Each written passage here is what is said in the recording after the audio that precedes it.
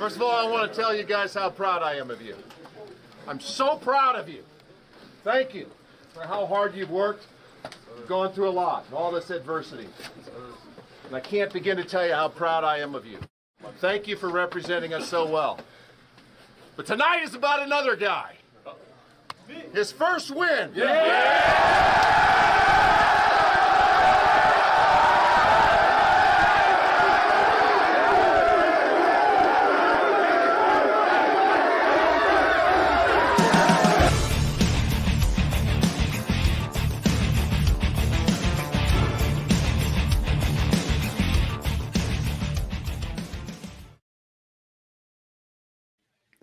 Welcome to another episode of Generation Red, the kettle corn of Husker Podcast, where sometimes we're a little bit sweet, but at times we're also a little bit salty. I am your host, Scott. The other host, Ken, formerly known as my dad. He is currently working with some technical difficulties, so I decided I would kick this off for us here. And we have a special guest today to not only recap the Indiana game, which was definitely a breath of fresh air, but then to preview the Rutgers game. We got a few games we're going to play in our outline today. And then, first and foremost, Aaron, welcome to the podcast. Tell our listeners a little bit about yourself. I am Aaron Muller. I live in Columbus, Nebraska, so I am local to the scene. But yeah, I started doing the Cobsmacked channel a year ago, the last season. And I ran through all the way through the off season, was doing some Husker history stuff, going back through all the coaches that we've had in the past to compare them to what Scott Frost was currently doing at the time. But then work kind of picked up. I work at the post office, so we've been busy. But just watching other channels during the beginning of the year, all the way up to the Oklahoma game, and just watching so many channels get hyped about the season and stuff, I jumped back into it. So here we are. Here I am. Awesome. Sorry, boys. You're good. Oh, it's fine. I went to move my camera and I punched a button and the camera didn't like the button I punched. So here I am. Thanks for making it work, Scott. Appreciate it. Yes. I am your other host, Ken, in case nobody knows that by the name tape down there. But anyway, yes. Aaron, welcome real aboard, quick, dude. Real quick, Dad, your microphone is currently not your camera, microphone. Isn't it? Yep. Still sounds good, though, for a camera microphone. Sounds fantastic. You just sound about 12 feet away, which is okay, but it's still good sound. All right, Aaron. So let's see. Let's just ask a question that I really like to ask Husker fans. And me and my dad, we talk about it quite often. But what made you a Husker fan? Being born in Nebraska at any time during the 90s. I was born in 91, so you can just grow up and everything's red. I had no opposition to it. You know, everybody's wearing the vintage Husker jerseys and stuff. So I didn't really get into football, though, until high school when I started playing it. So, you know, once you start understanding a game from a player perspective, it gives you a lot more insight to it. So, that's pretty much it. Just kind of born into the system. Awesome. What position did you play, or positions? So I played, back up a little bit. We moved to Iowa halfway through middle school, which was hell because I'm a Nebraska fan in Iowa. So I played fullback in middle school. Then once high school rolled around, I was a defensive end and a tight end on offense. Defensive end and a tight end on offense. So you were probably, 6'4", 6'3"? No. I was short. I was 6 foot. I'm 5'11" technically, but I like to say 6 foot. But 5'11", and in high school I was like 200, 205. All right. Well, there you go. Awesome. So do you even remember, did you watch the 2001 national championship game at all? I did, actually, yes. Oh, you did? Yep. Okay. Yes, I was 11. Okay. Well, I was born in 94, so it was just out of my cognitive memory. Like, I don't remember it at all. Right. Well, that's awesome, man. That's awesome. Welcome aboard. We are so happy to have you here today, and especially going over something that, like I said in our family group text yesterday, and to a bunch of my friends when I went over to their house to watch the game, when the game was over, I was like, I don't know how to react when we win. Like, I don't like it's so foreign. Like, of course we won against North Dakota, but that should have been expected. So it was just kind of like, yeah, we won the game. But this was a game that I did not have us predicting to win. So when we did pull it off, and in such a way where we had a second half shutout, which just going down the line of expectations, they definitely exceeded my expectations, and I was very happy about that.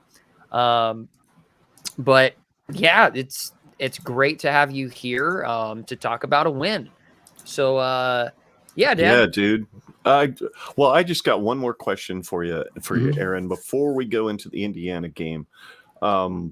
What made you want to start a podcast? I know we were talking before we went live that you started this last year, which is when Scott and I started our podcast. So you share with us the very special kind of hell that both of our podcasts have been through. So what was it that got you thinking, what the hell? I'm just going to grab a GoPro and a microphone and I'm going to start a podcast on YouTube. What led to that? So I kind of mentioned why I jumped back in this season was because there was a lot of like negative buildup. Even though there was hype around the program, there was a lot of negativity once the season actually started. Kind of what happened previous years, which everybody has, a perfectly good right to be upset with how the program is. But I feel like you have to balance that out with some constructive criticism. And I like numbers. So a lot of this was more for me to be able to dive in and look at stats because I like numbers. So that's kind of how that goes. Yeah, that's pretty much it. So you like to play with, look at numbers and talk about them. So that's awesome. That's kind of what we do.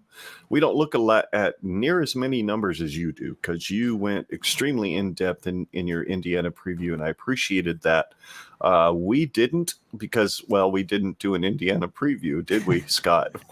No. We just did the Husker Podcast Appreciation Week shows last week with Husker Army Podcast and a couple of guys from Church of the Corn. And then Redcast Rob from the Go Big Redcast. So that was awesome. That was a lot of fun talking about the season so far and hopefully big picture, what it means for the Huskers in the future. So if you haven't heard those shows or seen those shows, you can find the collab that we did with Husker Army on Husker Army Podcast at YouTube, as well as go to Gen Red Pod on YouTube to find the second part of that, which was an hour and a half open forum, hanging out, talking with those guys, as well as Kenny Cheatham, former Husker wide receivers on the Husker Army Podcast. And he had a lot of really good insight into what it means to be a Husker and what it looks like going forward if the future Huskers that show up in the fold will do what he did back in the day. So that was a lot of fun. Those are the times as a podcaster that you live for, right, Scott? To hang out with people like that and to listen to the perspective, somebody who was there, who was in the trenches, got their ass kicked every single day in practice and still showed up on Saturdays. I don't know about you, but that was so much fun for me. No, that was so fun for me, especially coming from my generation where I didn't get to witness it firsthand, but I definitely, one was raised with the foreknowledge of what built the greatest team in all of college football history. Just leave it at that. And but then just wanting to know, like, is it something that can be transferred into modernity? And absolutely, it absolutely can. Absolutely. We've got Alabamas, we've got Clemson's, we've got, there's a little bit of hubbub in USC again. There's all of these dynasties that have fallen, that have risen and fallen and risen and fallen, and there's no reason to think that Nebraska can't find its way back into terms of success. It's just going to take a lot of minor details that all compile together to create a collective success, which who knows? Sure. Who knows if that's in our cards in the future? But what we can look at for sure is on a game-to-game basis. And what do you say we roll into this Indiana recap? Yep, Sounds absolutely. good. That's absolutely a good thing to do. I don't know. I've just got some statistical comparisons. I just looked at some of the main statistics for the game. Nebraska had 22 first downs compared to Indiana's 14. They were 2 of 15 on third down. I couldn't believe it when I read that stat earlier today. I was like, I thought they did a little better than that, but apparently not. We were 7 of 16, so we're just below 50%, which isn't a bad number. 385 total yards, not great. 290 for them, still not bad for the defense comparative to what we've done so far this year. Passing, we were 18 of 27, which is 66% clip. And they were 22 of 44, which is 50%. 270 yards passing for Nebraska, 223 for Indiana. We had 1 interception for Nebraska with 2 TDs by Casey Thompson and 1 interception and 1 touchdown for Indiana. The rushing, we had 51 attempts, which I was kind of surprised we had that many. Of course, 32 of them went to Anthony Grant, which we'll talk about a little later. 23 rushing attempts by Indiana for 67 yards. We had 115. I think it was like a 2.8 yard average or something like that, which isn't great, but we scored more than they did. That's what matters. For 2 touchdowns, they had 1 touchdown. We had a total of 78 plays for Nebraska. We limited them to 67 after last week when they got blown out by Cincinnati and still managed to get 104 plays in. I'm not sure how that's possible, but is what it is. We held them to 67. Penalties was weird, man. 23 penalties in a game. And I thought for a second there at the end of the game, I was like, well, Nebraska had to have like 20 of them because it just seemed like every time I turned around, they were throwing a flag on us, but it wasn't. It was 12 for us for 111, 11 for 92 for them. So, there was a guy sitting behind me who was so pissed off at one of the calls against us that he was like, come on, Stripes, it's not about you. It's about the kids playing on the field. Stop making it about you, blah, blah, blah, blah, blah. And I'm just like, sit down, fireball guy. You don't need to be getting that pissed off about a couple of flags. But anyway, we had 2 turnovers. They had 1. We dominated the time of possession at just about 35 minutes, and they had just right at 24 and some change. So looking at all those stats, I don't know what you guys have written down as far as the production on the offense and the defense, but let's just take an overall look at the game and those stats. And Aaron, we'll start with you. Overall, what did you think of the game? Well, aside from the penalties, I actually Googled it halfway through because I was like, we are on pace to break some records here, which they did say during the game that we have the most penalties in a Big Ten game this year. We are far from the record for the college. It's like 42 in a game, which I don't know how you even finish a game when that happens. But aside from the penalties, which I thought some of them, like Corcoran got thrown out, obviously, for one. I thought that was a little aggressive on that penalty, but I thought the offense struggled quite a bit the first 3 quarters. Specifically, Casey Thompson, he once again seemed like for some reason he is not taking off and running when he has a lane to do so. And I don't know. I'm trying to figure out why he is doing that. Why is he holding onto the ball? Because he has shown that he is able to take off. And I don't know if he's nursing an injury that he's just not talking about, or if he's trying to show off that arm, because he does say he wants to get into the NFL. So I'm not sure exactly what's causing that, but it's causing some issues. And you've seen Whipple kind of rip into him on the sideline during the game about that. Kinda. That looked pretty serious. It seemed serious enough. He did pull him for the next series, which was kind of backfired. Disastrous. Right. Yeah. So but the fourth quarter, both offense and defense, that second half kind of played out a little differently. In the fourth quarter specifically, Casey played lights out. So opposite of what you're used to when your quarterback's struggling all game, is the end of the game he succeeds. And it was fun to watch. It was an exciting game to watch.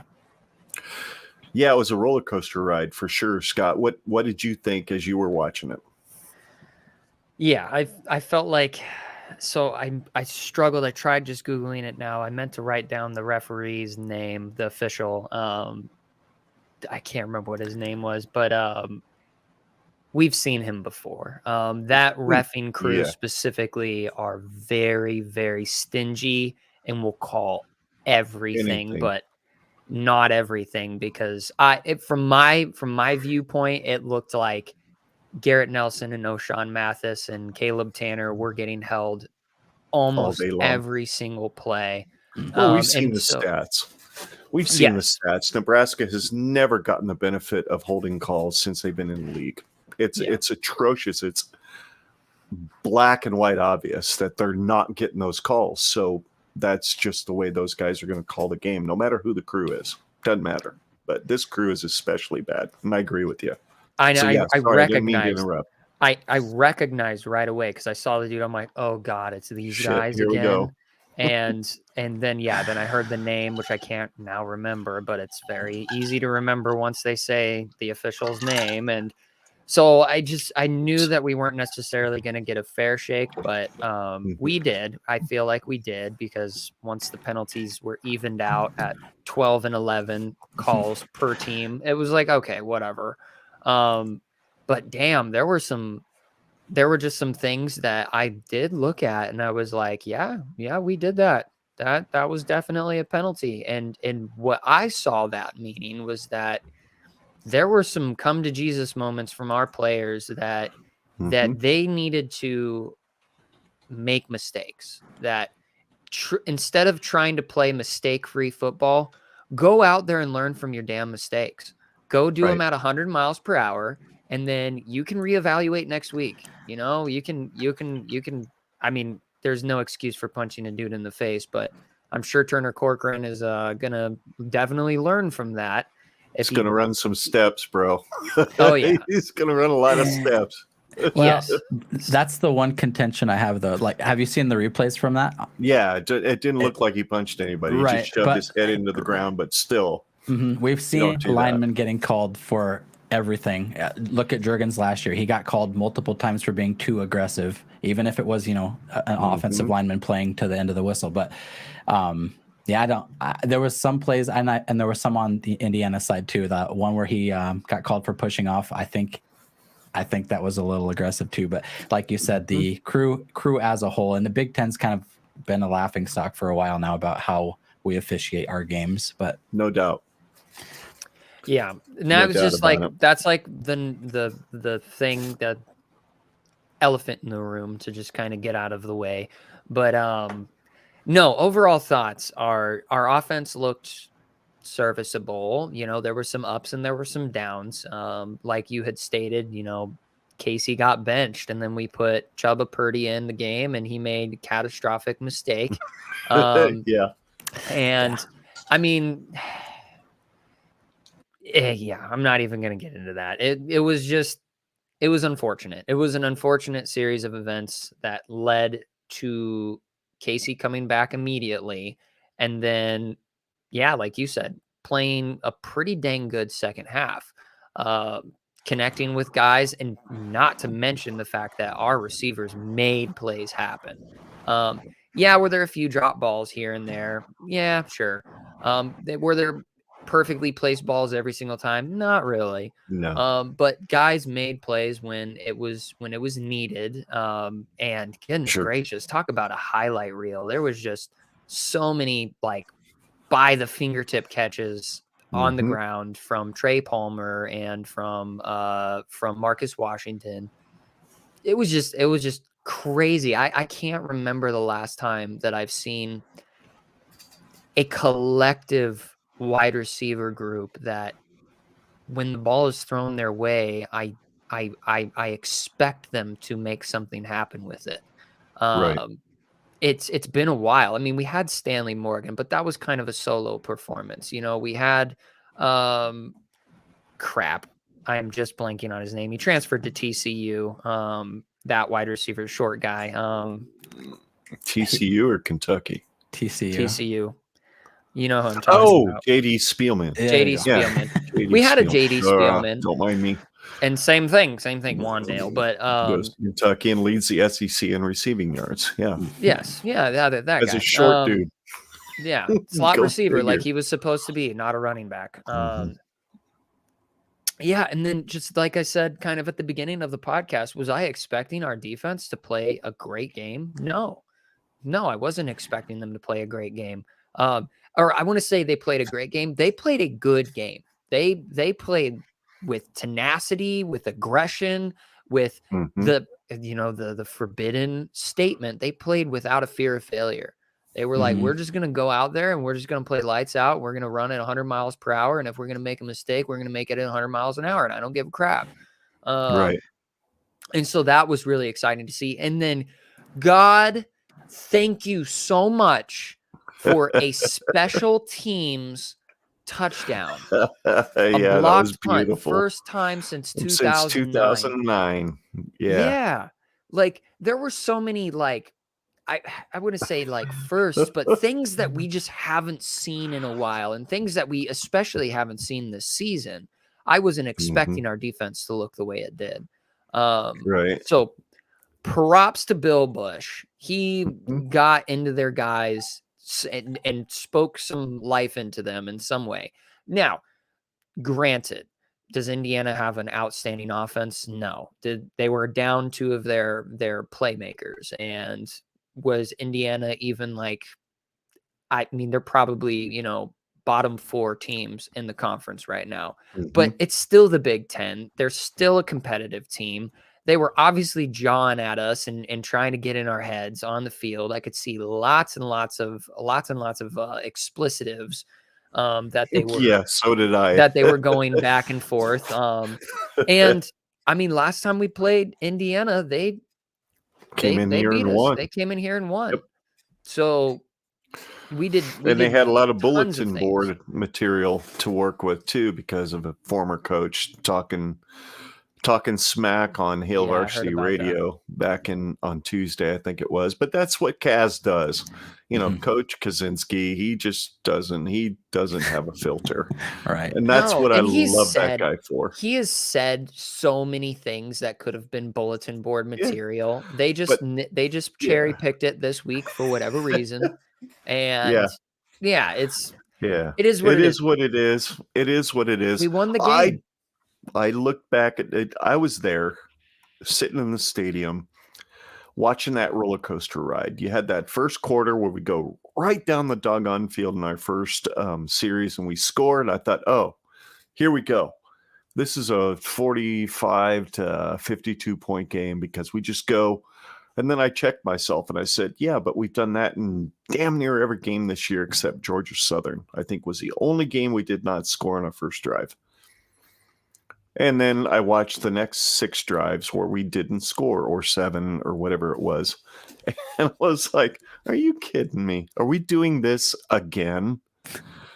But that's what we do. But the difference was, did you guys watch on TV? I know for me, watching in the stadium, there was at least 70% of the plays on defense where whoever was in at defensive back was playing on their receiver. They were not backed off the line of the scrimmage. They were right there. So you're going to beat me or you're not. That was kind of the attitude Bill Bush instilled into that defensive backfield, and I appreciated that. I think Travis Fisher is probably a better coach than Eric Shenander let him be. Maybe that's a hot take that most people would look at and go, well, yeah, of course. Because I was 2 weeks ago, I was like, I'm not sure Eric Fisher's all that great. Because why the hell is he bringing transfers in here if he's so good at developing dudes? Well, maybe Shenander was not letting him let his guys play like he wanted to have them play. So that was really good to see. It really was. There was a bunch of contested passes. There was dudes that, they got some flags. But overall, that's because they were being aggressive, not being out of position and just knocking the dog shit out of somebody because they were out of position. Right? Right. So I appreciated that. So that was my overall view. My overall view was offense couldn't figure it out for most of the game, but then they blew up in the second quarter, and then they didn't do shit in the third quarter, and they blew up in the fourth quarter, but the defense said no. What Eric Shenander couldn't do, for the most part, in 4.5 years, Bill Bush did in 1/2, and that was make an adjustment to make sure that Indiana couldn't score in the second half. Holy shit and hallelujah. I am so happy. I don't know if that means much going into Rutgers and then Purdue the next week, who just beat Minnesota in Minnesota, but at least it gives Illinois us a little bit of hope. Wisconsin. It's gonna be it's so cannibalistic right now, our Western division. And I was gonna say, the way that I see our defense working right now, it looks like to me that, one, they have nothing to lose, and two, it's like go balls out. You got, like, they need to get their reps in somehow. They've only got so many practices where they can actually tackle. They've only got so many hours that they can sit and practice schemes. It's like we're 1-3 going into this game, and as far as the Husker fan base is concerned, like, are you competing for the West, going into this game? Absolutely not. So it's like, you might as well do exactly what you want to do scheme wise on the defense in game. There's no need to be conservative. There's no need to play soft zone coverage. Just play exactly how you want to play and let the mistakes, let them learn from their damn mistakes. And, from what I can see, there weren't very many mistakes that I could look at that looked fundamentally concerning. Like what I saw previously was very fundamentally concerning. But when they were playing, like you said, they were playing up on the receivers. They were playing aggressive. They were blitzing. They were doing all these things. From that fundamental standpoint, they looked fine. With the exception about 5 plays, maybe 6 plays for the entire game, the defense had their feet set within 5 to 10 seconds before Indiana snapped the ball. Yeah, that says something. They weren't confused, but for maybe 5 or 6 plays during the game, and I thought that was important, really important, and that's going to be really important with the short week coming up going into Rutgers. But before we get to that game, why don't we jump into our game breaker and game wrecker of the week? Because damn it, we won a game, so we might as well do this. But I couldn't pick just one. So the 3 of us are going to pick from 3 players on offense and defense. On offense, I've got the game wrecker. My number 1 game wrecker is obviously Anthony Grant. Granted, he didn't break off a long run. He was so close so many times. But damn, that Indiana run defense is pretty flipping good. They showed that last week against Cincinnati when I think they held them to 40 yards in the second half last week. So Anthony got 32 attempts for 136 yards for 4.3 yards per carry. He did not have a touchdown, but when it was important at the end of the game, he made sure we got a few first downs. Number 2, I have Trey Palmer, which for me is my game breaker. I'm just going to throw that out there. 8 receptions, 157 yards. That 71-yard touchdown where he ran up there, just curved it back just a little bit to catch the pass that Casey threw and just outran that DB was a thing of beauty. That was coming right at me in that end zone. It was so beautiful to watch because I knew it was going to happen after Casey let the ball go. He had 1 touchdown, obviously, the 71-yarder, and 19.6 yards per catch. That's impacting a game. And then Casey Thompson, of course, is the 3rd one for 18 for 27 for 270 yards, 2 touchdowns, 1 interception. He had 6 attempts rushing the ball. Why the hell they count sacks as a rushing attempt, I'll never fucking know. Yeah. Ever, but he has minus 32 yards because of sacks, but he did get a rushing touchdown at the end of the game, so that was good. Which one of those 3 guys? My guy is Trey Palmer. Which one of those 3 guys do you guys pick? We'll start with you, Aaron. I think you got to go with Trey Palmer just because I don't think you win the game without him in there. And there was a lot of times where he'd make a big play and then you've seen him on the sideline again, and that was driving me a little crazy. But I don't think you win the game without Trey Palmer. And it wasn't just that big 71-yard touchdown run or pass. He had a lot of he was just consistent. He missed one pass. He dropped one pass out of the 9 targets he had. And he's been that way since he got here. He's just, like he said, I came here to make plays, so that's what I'm going to do. So he's one guy that you can count on to be consistent. Anthony Grant, like you mentioned, he had, I said he was on a spin cycle last night. It seems like he was spinning constantly. There was one run where he spun like 5 times. It was crazy. And he's so close to busting him off. If he could just get a little more assistance from the offensive line, that is my biggest gripe on offenses anywhere is the offensive line. But if he can get a little help, he's going to bust off sometime during the season. So I think Trey Palmer's in that same category, though. He's going to have, I said one of these 2 guys is going to bust off this game. They both happen to kind of have big games. So I'm still kind of reserved. Both of them. Right. Yep. I'm reserved on the Casey Thompson thing. Like I mentioned, he seemed to struggle 3 quarters. So I don't think I can give him that one. But the 4th quarter, he went 4 for 6 and 93 yards and a touchdown. So and went on the ground as well. So he had a good 4th quarter. He just, I think across the board, kind of even going back to the defense playing a little better, I think it's a confidence thing. Like they were so bogged down with what was going on in the coaching staff with a bye week and kind of buying into the hype going into it. They have more confidence in their abilities and in the team's ability as a whole. So everybody's kind of playing, and guys you don't expect to be out there making plays are making plays. So I think Anthony Grant and Trey Palmer are definitely kind of tied there for number 1. Absolutely. Dude, you couldn't have broke it down better, but I think Scott might have something to say. Right? No. Who's your game breaker? Is it Trey or anybody else?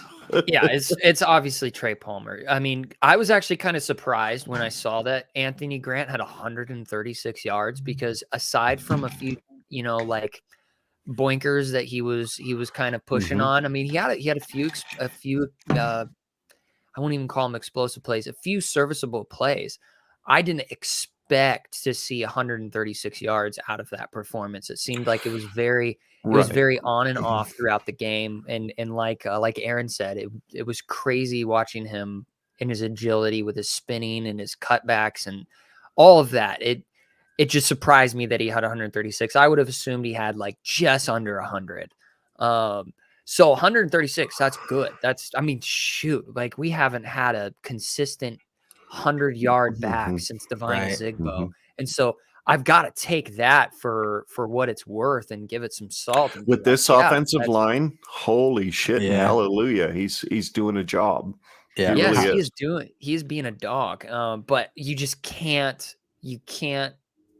overstate how much of a game changer that Trey Palmer has been thus far for us this season, and especially in this game. He is an athletic dude. He is very athletic. Do you think he hits 1,000 yards this year? I think he will.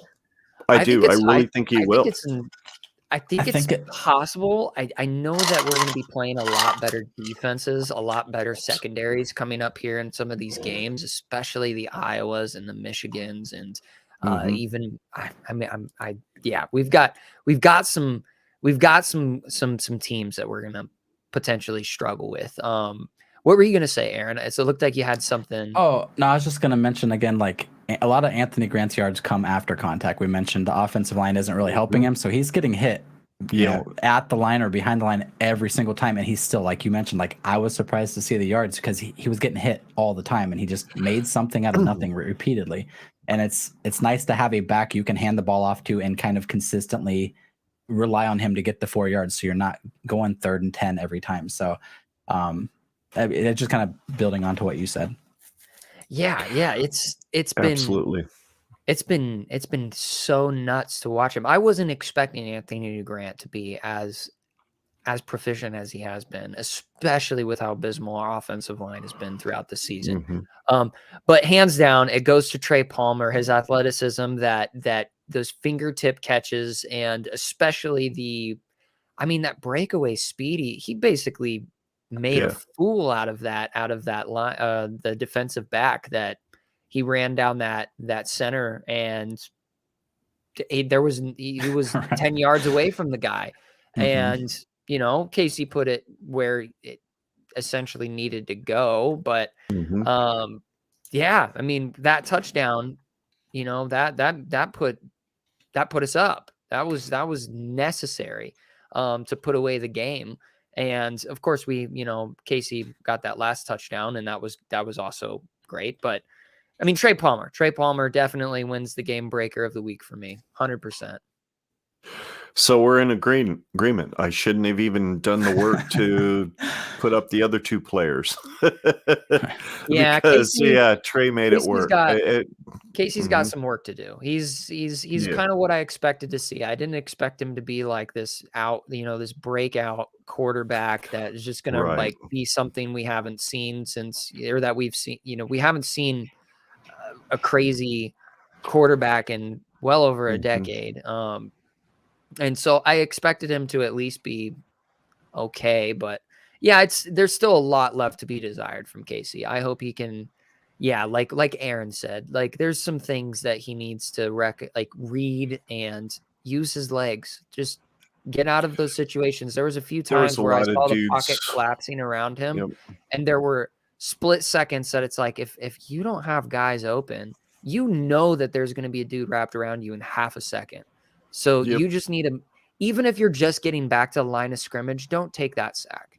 You can't do that in the games upcoming, because the defenses we're playing here in the next 6-8 weeks are going to be way better at getting to the quarterback than Indiana is.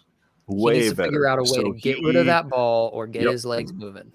Or take some runs. And maybe he just didn't want to run a lot last night because he figured they could win, and he needed to save that for the games when we really needed him to. I don't know, but let's take a look on the defensive side.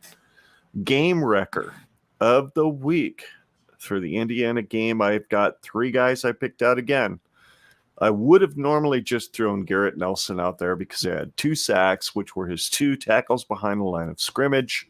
He had a quarterback hurry and 3 tackles total, with 3 of them being solo. So, but I couldn't just say he's the game wrecker, because Luke Reimer had that holy shit, hallelujah. Somebody might not be getting off the turf for the next 10 minutes tackle and an interception. And he defended a couple of passes too on top of that. And then you had Nick Henrich with 5 tackles, 2 solo, and 1 quarterback hurry. For me, it's Garrett Nelson. 2 sacks when it was really important to get them. He got 2 of them. And quarterback hurry, tackle for loss, 2 tackles for loss. Garrett Nelson for me. What about you guys? Starting with you, Scott. I'll come to you, Aaron. I'm just going to say it outright. I think Luke Reimer earns that ticket for me. Overall, looking at the defense, there were so many individual performances evenly distributed. And so I think the one deciding factor that makes me choose Luke Reimer is that amazing tackle he got on the guy where the ball popped out and just all the stars aligned, and he picked that ball off. And did it lead to anything? Absolutely not, because then Casey Thompson turned right around and threw an interception. So it was kind of useless, but then our defense stepped up and made them punt or whatever. And so did it really change the overall outlook of the game? No, but that specific performance, that was so aggressive and textbook tackling. He tucked his head down just far enough to where it didn't ever make contact with the dude's helmet, and just lit him up, turned him into a bowl of mashed potatoes. It was great. Oh, it was so beautiful. So just because of that one individual highlight, if I were to look at the defense as a whole, what was the one play that stood out? Well, it was obviously that one. So there you go. Yeah.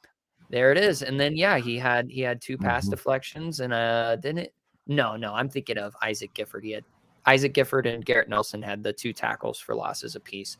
But I'm going to go with Luke Reimer. What a guy. Good for him. How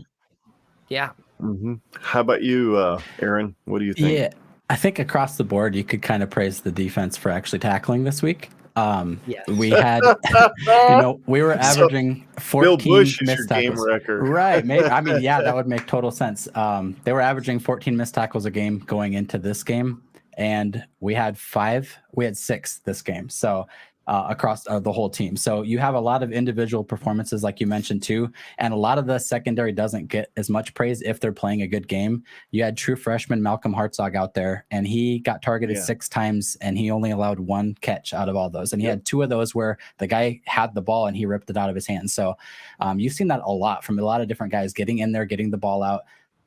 So I think a lot of those individual performances kind of stack up to having these individual guys have good stat lines. Garrett Nelson had the sack, but O'Shawn Mathis was busting through there. Ty Robinson was busting through there, just They're causing right. Yep. O'Shawn Mathis nearly every play. So you have guys disrupting the line, and so that makes everybody play well. But Luke Reimer has the one play you can look at and say like that was a momentum, play on the game. Although we gave it right back right after that, but. To have the awareness to even grab that, right? Yep. To even have the awareness to grab that, like he hit the guy, but he's laying there with the ball in his face, and he's like, if that touches the ground, it's an incomplete pass essentially because he didn't retain it. So he came down with it, and so that's you got to give him props there. Absolutely. So let's take a look at the ratings for the game. On a scale of 1 to 10, offense. For the O-line, Scott, where do you rate the O-line?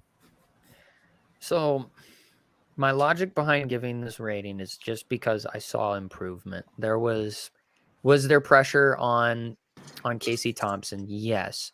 But when I was watching the game, and I watched it twice, there seemed to be an increased time that he had to make decisions. Were our guys getting open all the time? No. But just from our passing offensive line improvement, there's a noticeable improvement there. Like we've discussed already so far, is our run offensive line, are they making holes for our guys? Absolutely not. But I see a tangible improvement as of right now. Was it just anecdotal to this game? I don't know. But I gave it a 6.75. I wasn't willing to give it a 7. And in retrospect, maybe I should have gone a little bit lower, maybe like 6.25 or 6 or something like that. But as of right now, let's just say there's an improvement on our offensive line just from this game. And so I gave them a 7.5 or 6.75. My bad. Okay, I got you. Aaron, where do you land on the offensive line? Okay, so as mentioned, I'm very critical of offensive lines because I believe that the entire offense goes through the line. If they're not playing well, the rest of the team will not play well either.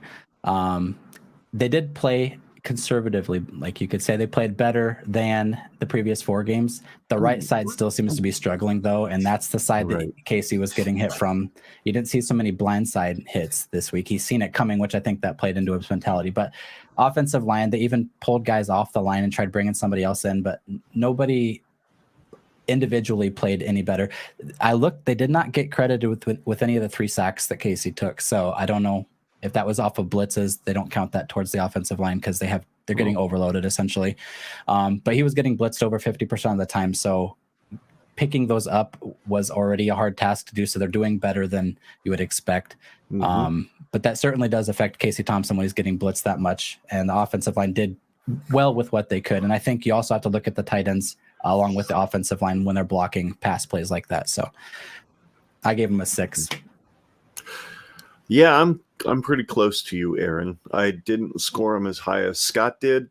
I scored him at a 6.25 because I thought they played at a level of a 7 in the second half, but I think they played at about a 5.75 in the first half. So to me, the math kind of works out to about 6.25. Because when it mattered in the fourth quarter, they opened just enough holes for Anthony Grant to run through to amass a 6-minute drive to go up by 14 with 5 minutes to go. So 6.25 for me, which is better than I would have originally thought they played in the game with, Casey getting sacked as much as he did. So let's take a look at the running backs, and we'll start with you, Scott. What do you think the guys that were running the football did? Yeah, I thought it was pretty good. Like I said, I was surprised with the fact that, Anthony Grant, got 136 yards. Like, that was actually surprising just based on the eye test. As for all the other backs, I mean, Yant got 2 carries for 3 yards and Irvin got 6 carries for 21 yards. So the sole performance of the running backs room obviously goes to Anthony Grant. Didn't really see much else. I mean, gosh, it stinks that AJ Allen got injured. I would have loved to see what he would have done in this game. Yeah, I gave it a 7. Anthony Grant's looking good. I would love to see what he would look like with a good offensive line, creating holes for him.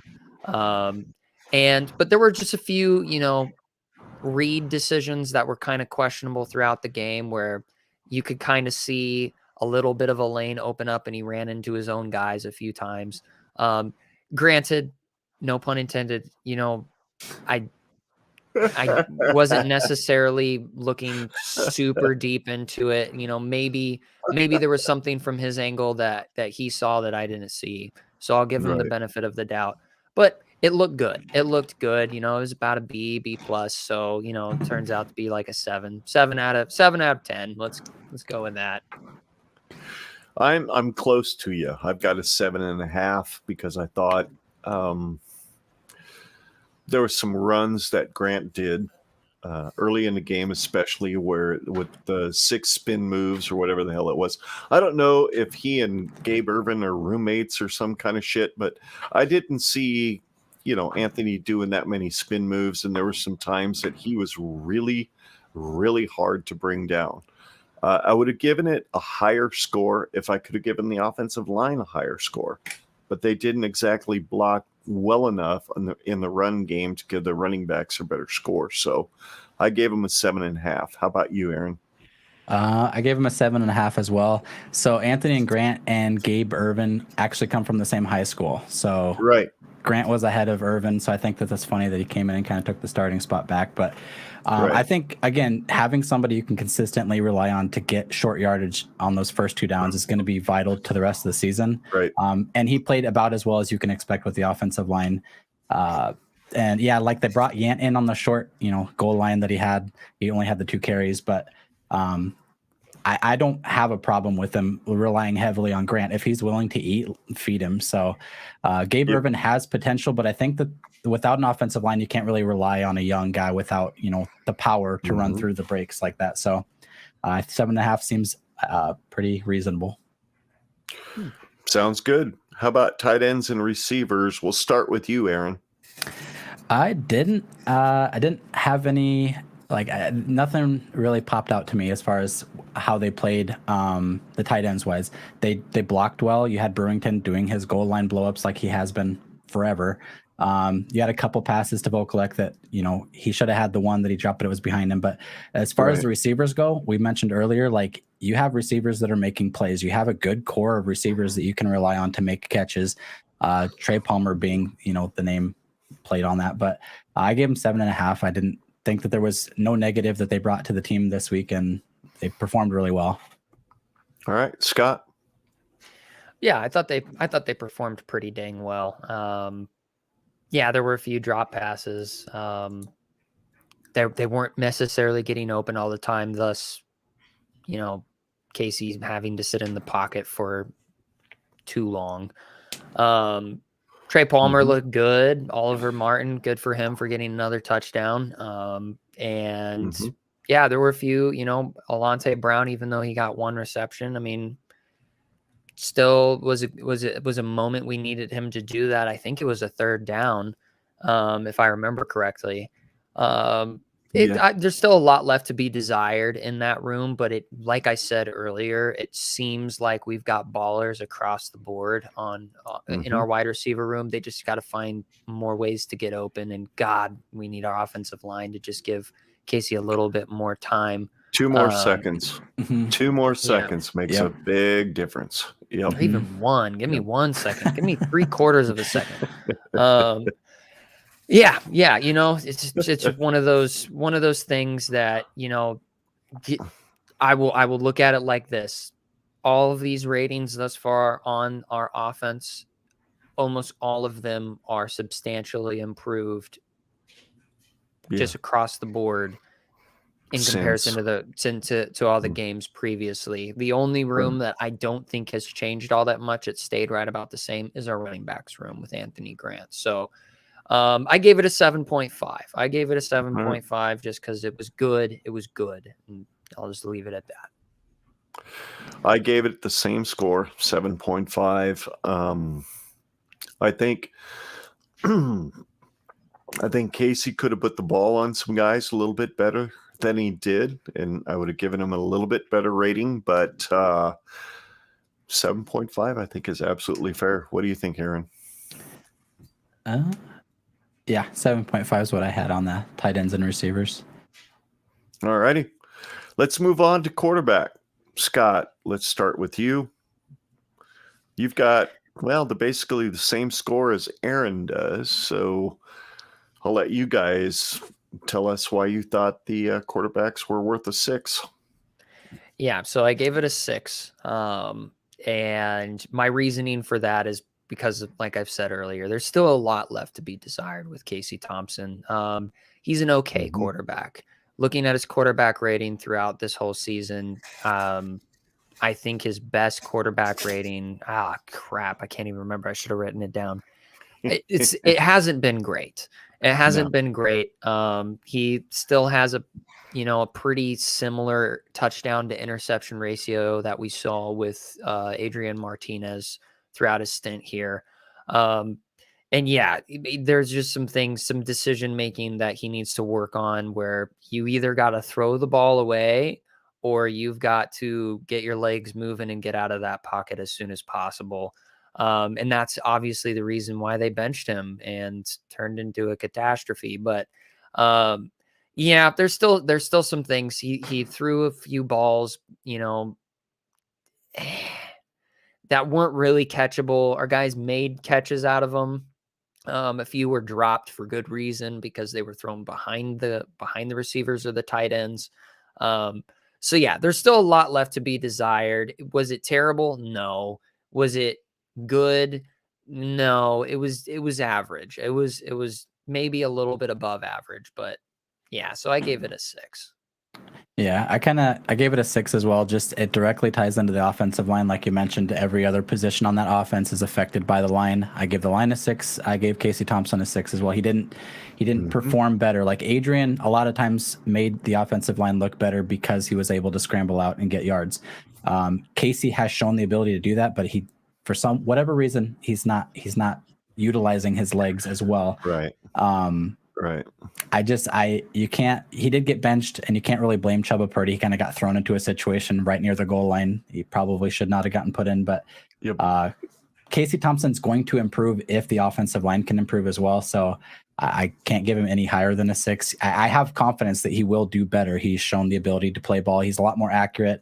I don't know. You said you were in the stadium. I don't know how much the wind felt on the seats, but down on the field, you could see it on the refs' jerseys and stuff. The wind was whipping pretty good at some point. So I don't know how much of that had to play into it, but he's got to do better with what he has, and he doesn't have much as far as that in front of him. So I think the wind was way more of a factor on the field than it was in the stadium. I didn't even have to put my hoodie on until about halfway into the fourth quarter. So, but I gave the quarterbacks a 6.5. I would have given him a 6, just like you guys did, if not for that absolutely picture-perfect throw. Drop the dime right into Trey Palmer's arms for that 71-yard touchdown that literally ended the game. When you look at it, and to me, that's worth at least 0.5. So I gave him a 6.5. So our total ratings on the offense, Scott has Nebraska rated at 6.81. I have him at 6.93, and Aaron has him at 6.75. Because, that's what guests do. They always rate everything lower than we do. So congratulations, Aaron. You're just doing what everybody else has done. I'm supposed to be the positive one, right? Yeah. I'm usually more of the pessimist. So dude, I gave the offensive line a little bit more credit in retrospect, but I don't want to retally those numbers. So I probably would have ended up right about where Aaron was. So well, we all started our podcast last year, and I am always the eternal optimist just because I've seen what this team could do back in the 90s, and I'm always looking at everything this team is through those lenses, and I need to stop freaking doing that because it never works. But anyway, defensive ratings. Let's take a look at the defensive line. I'll start this. I've got this at a 6.5. I wanted to go higher. I really did. I thought Garrett played a good game. I thought O'Shawn played a decent game. I thought with Ty Robinson getting in there and getting a sack when it was really important was good. And I thought watching the game later when I got home and I could see how aggressive they were on the line, should have given me a better score, but I can't. There was some times that running game kind of gashed us a little bit. So I went with a 6.5. Aaron, where are you at on the defensive line? And where am I wrong? Because you rated it a half a point higher. It kind of goes back into how I said that every individual on the defense seemed to play with a little more like heart this week, and Bill Bush gets credit for that. But I don't think if you take away the offensive holding that they were getting away with all game, I think you have a much better stat line than you had. Sure. Like I mentioned, O'Shawn Mathis looked like the highly ranked transfer that he was when he came in. He looked like he was able to get back there. He just couldn't get away from the, arms that are holding him. Right. But I think aside from the inside, I think the inside could use a little more improvement, but I think those edge guys are certainly showing the ability, and the confidence as it grows is just going to be more and more aggressive and be more free with how they play. And I think that's only going to get better. So I'm maybe that's an optimistic 7 leaning towards the future, but I put it at 7. 7. Scott, you got a 6.5 like I do. What do you think? Okay, so yes, I've got it at a 6.5. And my reasoning for that is I actually thought about the same thing that you did, Aaron, where it was like, well, if they weren't holding us, it would look better in theory. But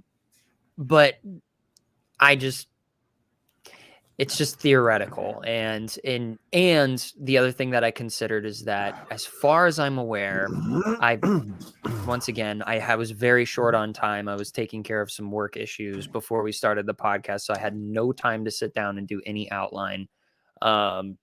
So there was a stat line I heard where it was like, I think like Nebraska has the worst offensive line in the Big Ten statistically, and Indiana's only like 2 spots behind us. Like they also have a bad offensive line. So I would have loved to see a little bit more.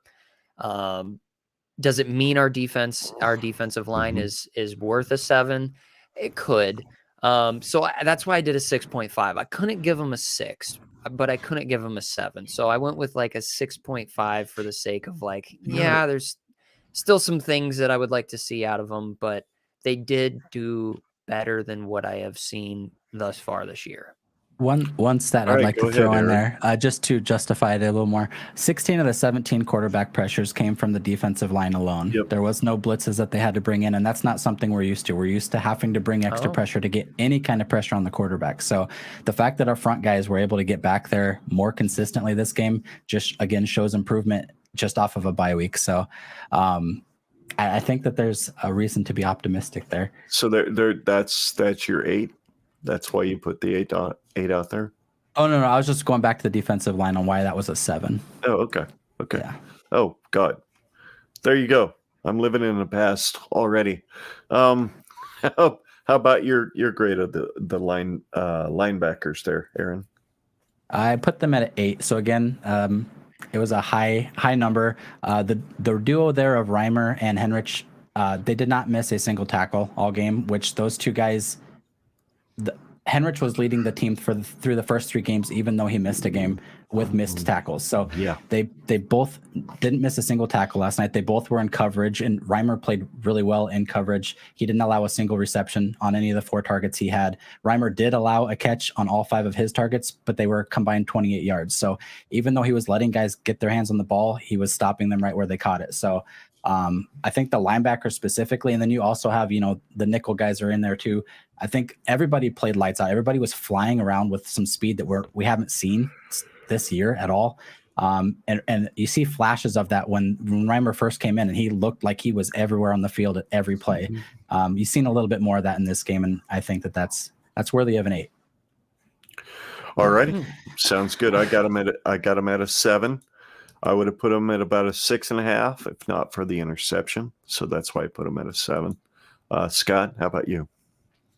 Yeah, I gave him a 6.75. I wasn't willing to quite give him a 7. Yes, there were like what Aaron was saying, kind of convinced me to maybe bring my score up a little bit there, actually. So props to you, Aaron.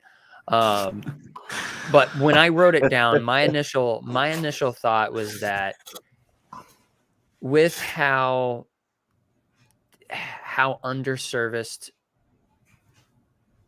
Indiana is on the offense for their weapons and for their skill players, I would have liked to see, and especially with their offensive line, they were not a great offense coming into this game.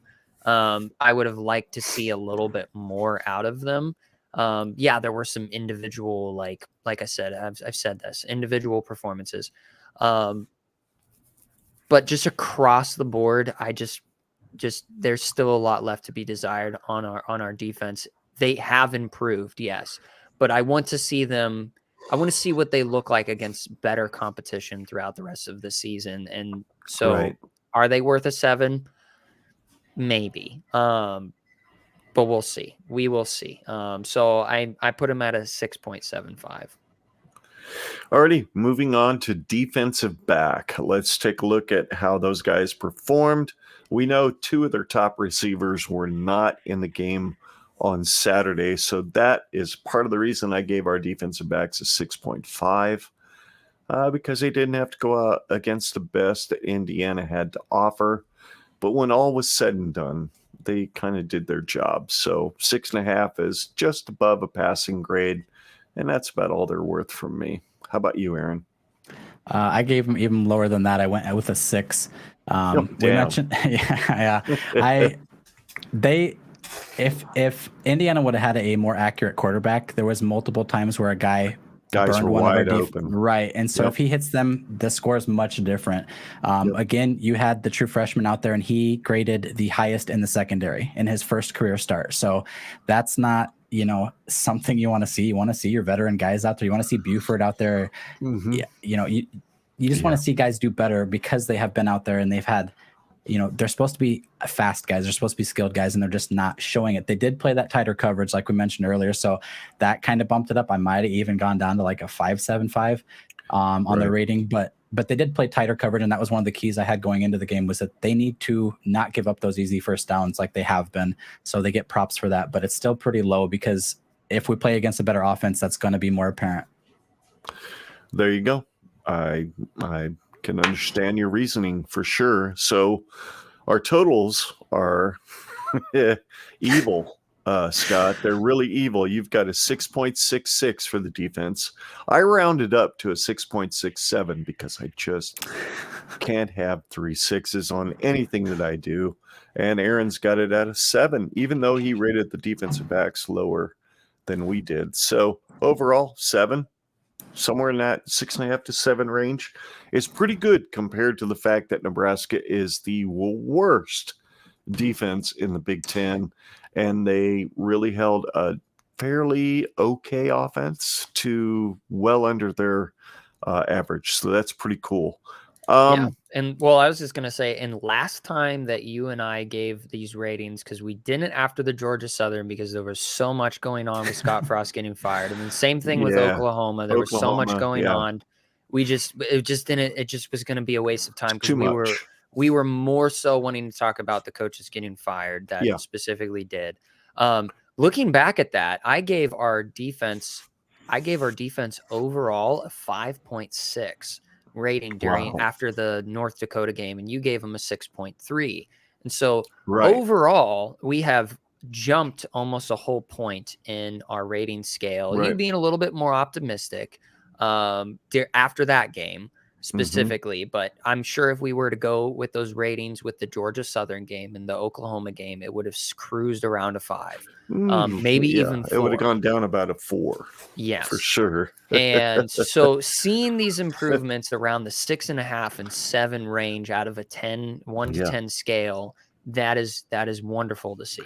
After one bye week, with a guy totally changing the way they play defense, and Lord knows we haven't seen a bye week victory, and since what was it, 2017? Yeah, Frost had not won a game off a bye week, but Mickey did. So let's take a look at the special teams ratings.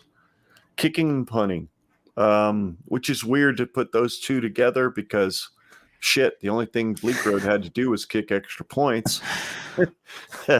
But there were some hiccups here and there with Buschini, but when we really needed, he had 3 punts inside the 15 during the game, so it really was a field position game, and it really put Indiana behind the 8 ball. So I gave kicking and punting a 7.5. Aaron, how about you? I gave it an 8, and a lot of that might be more emotional coming off of the blocked punt recovery. So I think Buschini did have a couple that he shanked pretty bad, but again, he had the 3 that he pinned back in their 15-yard line. So that gives your defense more confidence to push forward and be more aggressive. Again, field goals, we didn't even have to worry about that, thank God, previous years. But returns, I think I might, now looking back on it, I might lower that now that the emotions wore off. But there was multiple times on the return. We'll get to that next. Maybe that's why it's lower. But I didn't think the kicking game was anything that it didn't hurt us, and that's been a thing that's kind of plagued us for a while. So I'm at an optimistic 8 again. Scott. Yeah, I gave it a 7. I gave it a 7 just because, like you had just said, there were a few shanks. There were a few shanks that were a little bit concerning, but I didn't think about the fact of the wind. I was ignorant of the wind. I wasn't sure what it was like down on the field. Dad, you said you didn't have to put a sweatshirt on, but when I rewatched the game, it did look like a bunch of shirts and uniforms were getting blown in the wind a bit. So that might have affected it a little bit. But it was good. It was good. Kickoffs went out of the end zone. Our punts, aside from the few shanks, they were, down inside the 15. So I gave it a 7. I gave it a 7 for that reason. All right. So looking at the return units, Scott, go ahead. What'd you think of the kickoff and punt returns?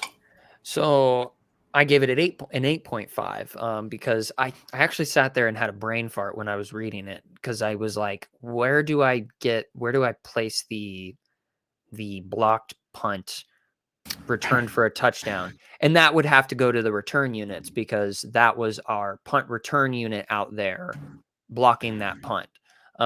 So I gave it an 8.5 because of that reason. And yes, we fielded all of our punts, which was great. That's something that has caused severe anxiety for me for the past few seasons. We returned some punts. Trey Palmer attempted to make some things happen. Was it a little bit kind of, kind of showboaty a little bit? Yeah, kind of. I mean, standing there and just kind of waiting for them to come to you and then thinking that you're going to get momentum down the field after that. It just kind of seemed a little bit odd to me. But the effort, the actual attempt to return and field a punt and go and do something with it, we haven't seen in years. So that was nice. So I gave it an 8.5. Yeah, leave it at that. All right. Well, that's where I'm at too for 8.5, because I thought that was a pretty cool move that Trey Palmer put on Indiana when he caught that punt and just kind of stood there and then took off running.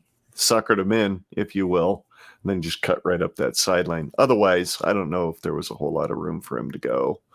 And I think he wanted to see what the coverage was going to do before he took off. So I thought it was good. I thought 8.5 is definitely a deserved number because, as you said,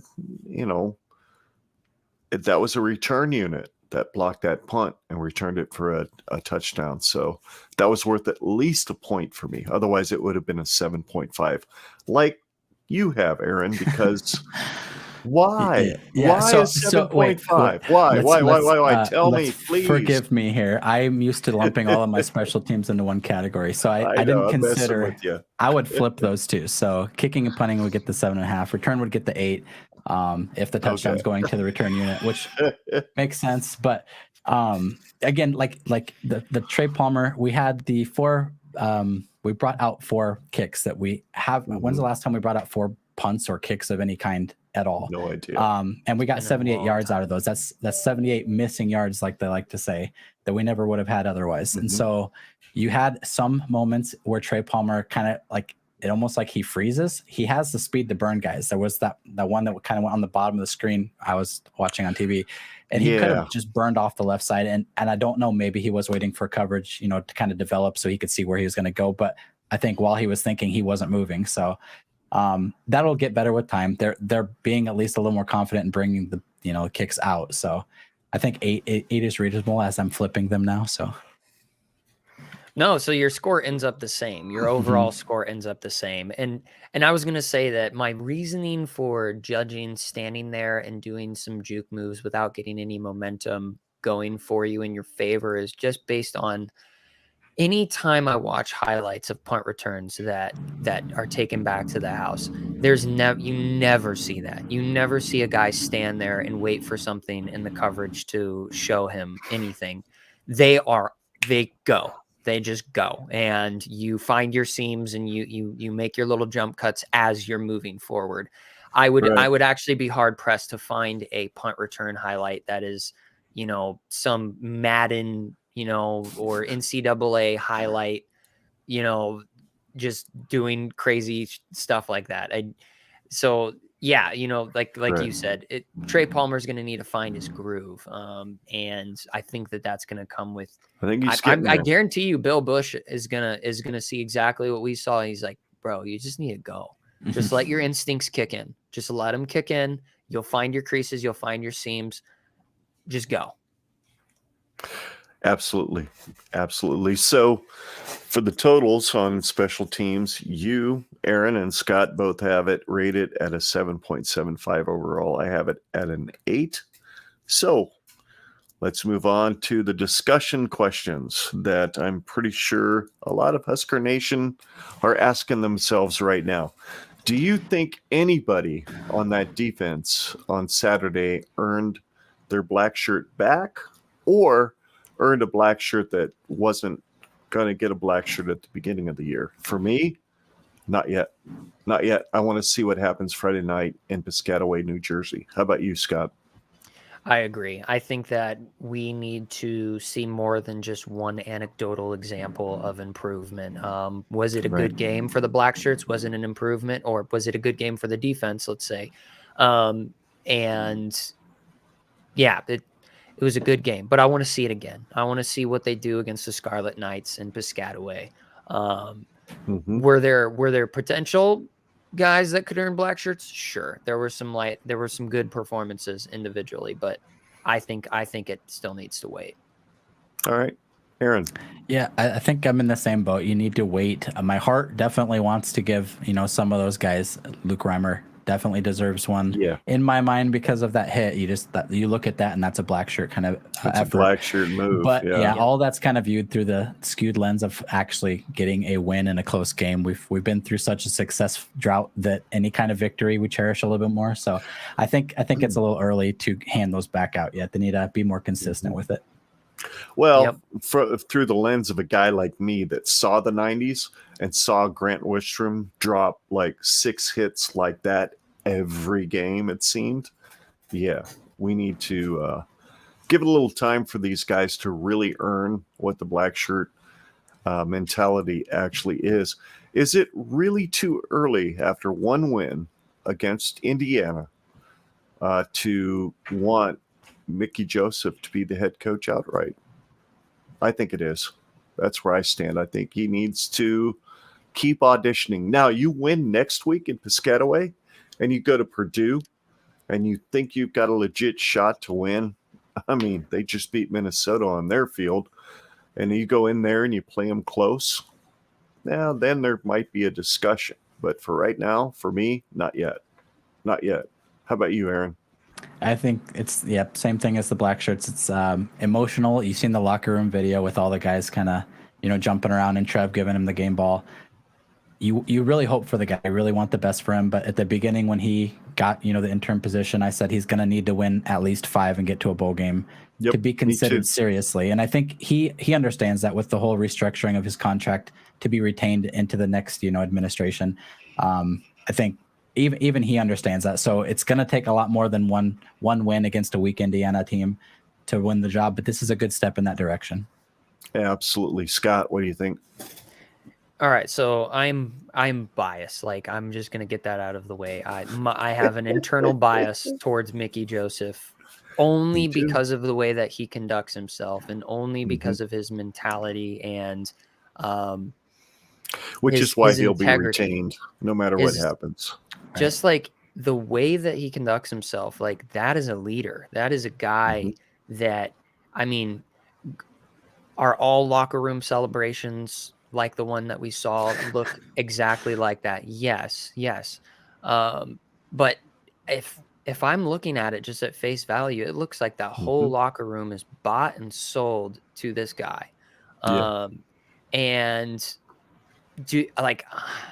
I look at the coaching carousel right now, and I look at what options we have, and the only option that I want, and this may piss off a lot of people, not because of the person, but because of what I'm going to say afterwards. The only person that I see right now in this coaching carousel that I would want to come here is Lance Leipold at this point, just because of what he's done at Kansas. But here's the thing that's going to make people mad. I want him to stay at Kansas. I want him to make Kansas a good football team, because I've said this on Twitter and I will say it 100 times over. College football is better football when Kansas is good at football. It's just fun, especially. But they've been good like 6 years out of the last 90. That's why it's so amazing. That's exactly why it's amazing. Like when Rutgers was good, like that was a fun time in college football. Yeah. Shiano was there back then too. So yeah. And so that it's scares like, me. I hear this. Now that we're outside of the Big 12 and I don't have to care about Kansas, like watching the Kansas Jayhawks be good at football just makes me happy. I don't know why. I don't know what it is internally that drives me to feel that way, but it's just awesome. Stay at Kansas, Lance. Like, don't leave there to come here. Like it's fun. So I want Mickey Joseph to have this job just because, I mean, he just has the it factor in my mind. Like the only time where I could say that somebody else had the it factor, which there is only one example that you can pull out of the entire college football landscape in the last 20, 30 years, is Dabo Swinney. He had the it factor. He had his guys locked in. He had his guys fighting for him. And that's why they kept him. They were like, all right, let's see what happens. And I think these kids are playing for Mickey for sure. I agree with you, especially on the evidence of that locker room video. For me, I've got to see another game or two. I just need to see another game or two. And I get what you're saying about Leipold. I do. And, I said it on Twitter when Mickey was named the interim head coach. There was a wide receivers coach that was named an interim back in 2008, who's now won 2 national titles at Clemson.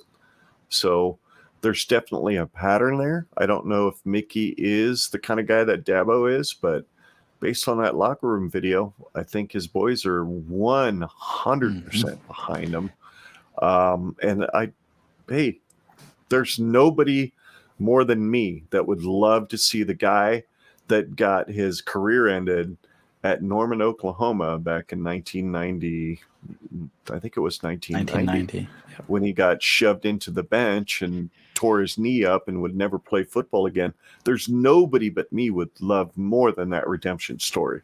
That 5-6 years from now, when we get OU again and Mickey's the coach and he finally gets to kick the living daylights out of them 49-14, as opposed to what happened 2 weeks ago.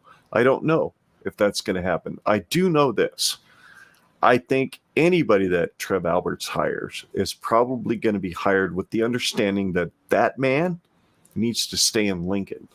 Because if there's anybody in Lincoln that knows how to make sure that Omaha feels welcome in Lincoln, it's Mickey Joseph.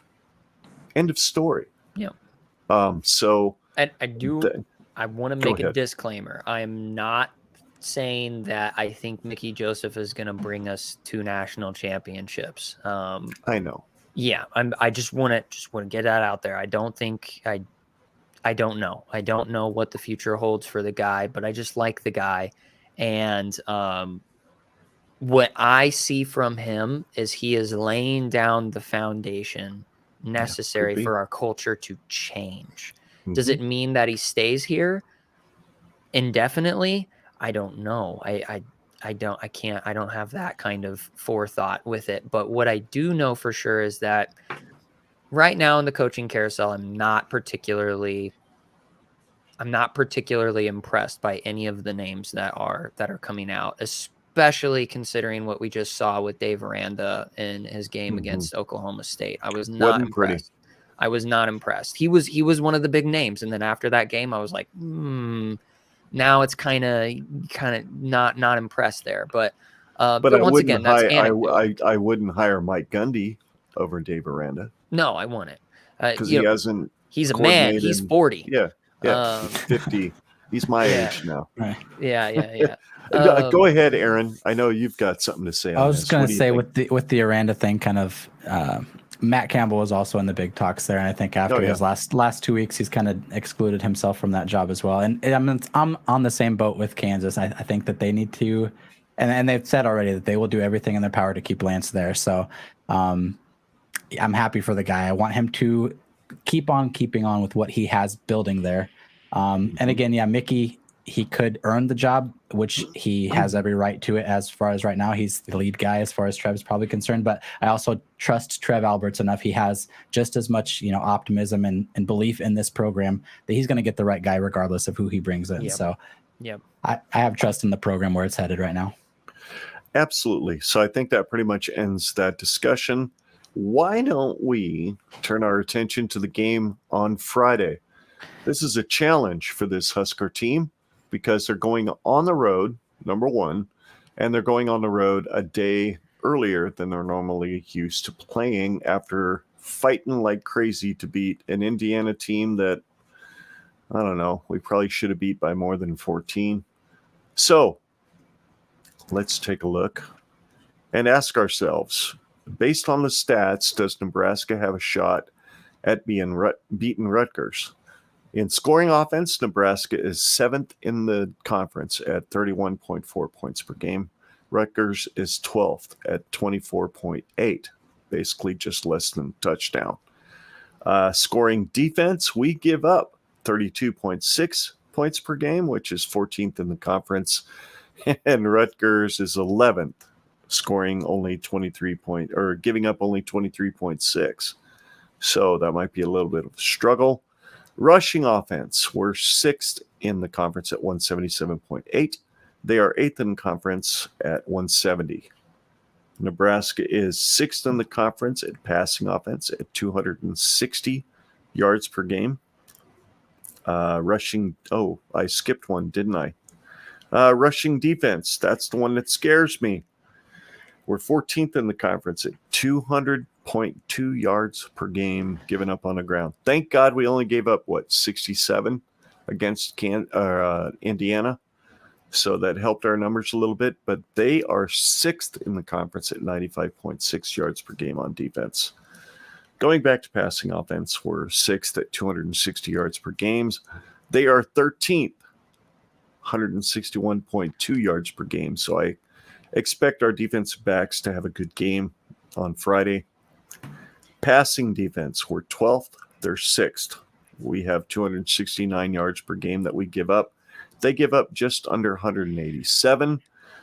We are 6th in total offense at just under 438 yards a game. They are 13th at 331.2 yards per game. And total defense, we're 469.2 yards per game. We improved our numbers by about, 46 yards per game on the average after that performance against Indiana. This Rutgers offense isn't a whole lot better, so I think we're going to improve the numbers again. But they are 6th in total defense and giving up only 282.2 yards per game. So, looking at those numbers, Aaron, what do you think the keys to victory for Nebraska are going into Piscataway? I think first and foremost, the offensive line has a lot more work to do if they're going to go up against the defense. I think Rutgers defense might actually even be a little bit better than the stats show as far as like how they're able to hold down, because they would have beat Iowa had the 2 turnover touchdowns not happened. And then obviously they played Ohio State. So the numbers are going to be a little bit more skewed that way. But if the offensive line can't hold them back, because they do look like they're going to be able to get back in that backfield again, as everybody else has been anyway. But offensive line has to get better. There's no other way around that. The team's going to go through the line as they always do. Is there another key you think needs to happen? Is there something on the defensive side that you think Nebraska needs to do to win the game? I would say just continue where this game was, because I wasn't expecting the performance we had against Indiana. So if they can be more consistent with the tackles and keep, the pressures on, they don't, Rutgers they don't rely on their passing game at all. Like, that's not their thing. They have a bunch of different quarterbacks that have taken snaps this year. Noah Vedril's not one of them. He has not thrown a pass for them this year. He's only come in for running plays, but their running game is it's varied. It's versatile. They have tight ends, running backs, quarterbacks, wide receivers, all running different kind of scheme plays through the running game. So there's going to be a lot more looks that our defense is not used to. But if they can, they mentioned simplifying the defense, simplifying where your eyes need to be. If they can, sniff those out and stop them short of the line, then it's going to be a rough night for Rutgers as well. So, all right, Scott, what are your keys to winning the game?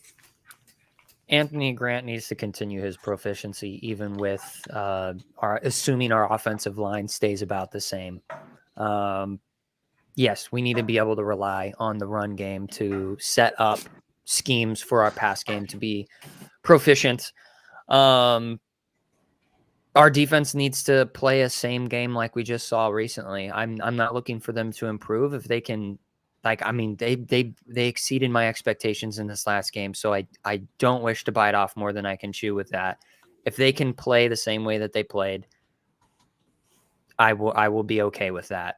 And then the last thing is we need to just not make dumb mistakes. No mistakes. Like, few mistakes, obviously, but the dumb game-changing mistakes that we did not see. I mean, we did. We saw a few game-changing mistakes against Indiana, but they didn't come to fruition. And I would like to see those just eliminated. Let's not have a fumble in the back of an end zone. Like that for one. Let's just get that out of the way. And a few other things, like just don't make dumb mistakes. You can make mistakes. That's fine. Like, go make mistakes at 100 miles an hour. Like, go do that. But just don't make stupid mistakes. Yeah, I'm with you. I think those are good points. I am in the same boat when it comes to no dumb mistakes right out of the gate. That's my first big key. Don't do the dumb thing at the wrong time. Number one. Number two, I think O-line is key. And I also think Anthony Grant needs at least 125 yards. Okay. And then the defense needs to stand pat. Do what they did this last week.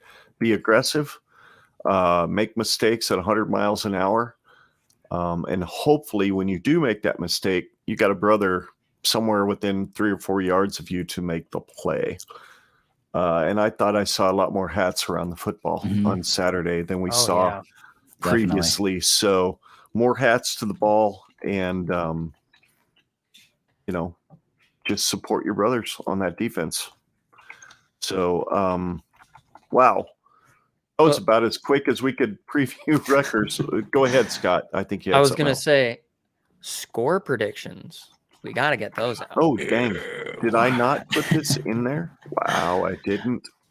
Nope, I just realized that. I don't. I'll fill some space while you do that. I do want to add, I do think Casey needs to get his feet moving next game. Again, I don't know if he's injuring injury or whatever it is, but if he sits in that pocket too long again, he's going to be in the same exact trouble he was in this one. And we almost, the injury could have been substantial. He popped back into the game after hurting his shoulder, but if he does not use his feet, he's going to get hurt at some point during the season because he cannot rely on the offensive line. And I think maybe they can scheme that in there. Maybe he does roll out to the right fairly well. He throws it on the run pretty consistently. So maybe they need to work more of those into the offense. Absolutely. All right, score predictions. Aaron, go ahead. I didn't prepare for this one. I'll just throw up the same thing I did last time. It is a short week. I think the offense is going to be a little more optimistic. Just the way that they played in the fourth quarter, I think that's going to carry over a little bit. Okay. Rutgers doesn't have the home field advantage like most other teams we're going to go up against. So I will go the same as I did in the last game. I'll go 38-31 Nebraska. 38-31. Scott, what do you think? Yeah, I obviously didn't come prepared with this because I also didn't notice that we didn't have score predictions, but I love doing it. So off the cuff, yeah. I honestly, I'm thinking it's going to be a low scoring game, a lower scoring game. I'll say that our field goal unit's going to actually have to come out a couple times during this game, and it's going to be like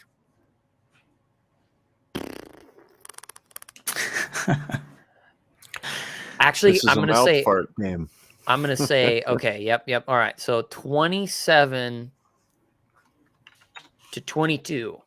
Nebraska. Ooh. Close. That's a weird score. Yeah. That's a weird score. There might be a little. All right. I am kind of in that same vein with you, Scott. I think it's going to be a little closer than Aaron thinks it's going to be or lower score. I don't think the score is going to be closer. I think Nebraska wins this one with 2 field goals in the fourth quarter. They go into the fourth quarter tied at 21, just like they did in against Indiana. But home field advantage for Rutgers means that Nebraska is going to have to kick a couple field goals and rely on their defense. So I think NU wins this thing 27-21. Ooh, now you're making me rethink that 31. I know. I'm sorry. Hey, Aaron, you're probably going to be right. So at least on the 31 part, I just hope you're also right on the 38 part. But fun fact, this is something that Scott came up with in one of our early shows, Aaron. I'm not sure that either one of us have anything to talk about as far as fun facts for either one of us, but we would like to know something about you that maybe your audience has never heard about you on one of your podcasts, and something about you that maybe nobody that's watching this right now would know.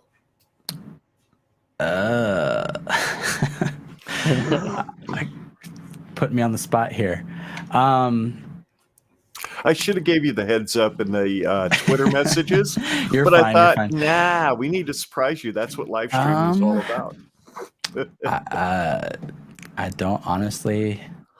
The biggest Husker fan I can think of, the most loud Husker fan I can think of, was my grandmother, and she was from the Philippines. And so a lot of people don't know that I'm, like a quarter Filipino, but dude, that's cool. That's one of my biggest memories of her growing up, was that she would be drinking and having a great time watching the Huskers. And at that time, it was a lot of winning. So there was a lot of yelling and cheering and jumping up and down, but very, very energetic. Well, that's completely opposite of what Scott grew up watching, which was a lot of drinking and miserable Husker fandom. But thanks for that. I appreciate that. Scott, do we have any kind of fun facts that either of us want to talk about? I don't really have one other than the fact that I sat in the north end zone last night. That's it. That's a fun fact. It is fun. And It was is in great. fact a fact. No, yeah, I do have one. I have rekindled my adoration for country music, and all it took was getting good country music that I was able to find. Because pretty much anything that's on the radio isn't worth a shit, and anything that's made by anybody on the radio isn't worth a shit, which of course is always in the country top 25s, top 100s. And so when you go to shuffle country music, it's just the boom, snap, talking about trucks and shirtless girls and stuff. And so it was long tan legs and hip hop beats is basically it. Yeah. I would like to thank my cousin Jacob for actually finding these artists for me back when we went camping in the early spring. Since then, I've kind of found a good playlist of just good country artists, and they're not. I want to say it's country. It's more like bluegrass and folk, and more of that Kentucky or Tennessee, Appalachia, Southern Georgia, stuff that not Florida Georgia line, but yes. Good things, like Josh Malloy and the Steel Drivers and Tyler Childers and just a bunch of good artists. I've got like a healthy playlist of 127 songs, and I've been listening to them nonstop for a couple weeks now. So nice. It's felt good because I knew I always liked country. I just anytime I turn on country radio, it just was like. Yeah, it's all radio friendly. Yeah, I go back all the way to like Marty Robbins era. That's my kind of country, and that's a little Marty odd Robbins, for my age group. Waylon Jennings, Willie Nelson, the Highwaymen. That's Johnny Cash. I love Cody Jinks. That guy, Cody Jinks is just awesome. love that shit. It's so good.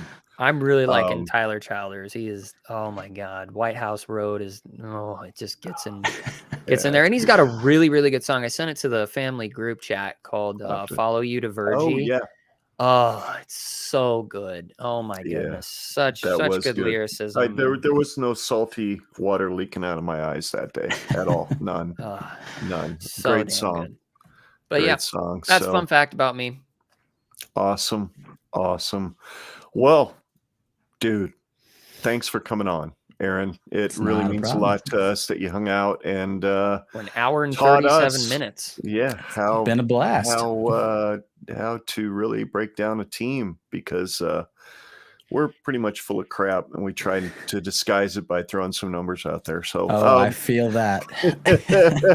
Dude, why don't you let everybody know, however many are watching right now, where they can find you, and whenever people download the show, where can they find you on the socials and YouTube and all that good stuff? All right. So I'm most active on Twitter. I don't really do a whole lot of social media. I'm at Cobsmacked Media on Twitter. Otherwise, I upload previews and recaps to all of the Husker games.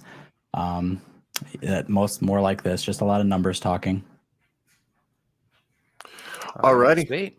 Well, you can find us at all the usual places, most notably our website, which is GENREDPOD, genredpod.com, where you can subscribe to our Facebook, Twitter, and our YouTube channel. Make sure you are subscribed to the channel so that you can see all our live streams, and make sure you ring that bell so that anytime we go live or post new content, YouTube will let you know. And then search for us at Generation Red on your favorite podcast app for the audio show.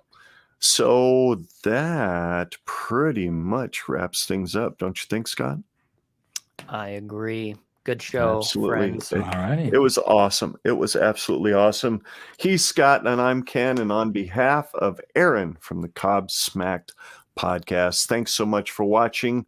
And no matter what anybody tells you, I'm not going to talk about Iowa, because there is no place like Nebraska. Iowa's corn sucks, and go Big Red. Absolutely. First of all, I want to tell you guys how proud I am of you. I'm so proud of you. Thank you for how hard you've worked. You've gone through a lot and all this adversity. And I can't begin to tell you how proud I am of you. Thank you for representing us so well. But tonight is about another guy. His first win. Yeah!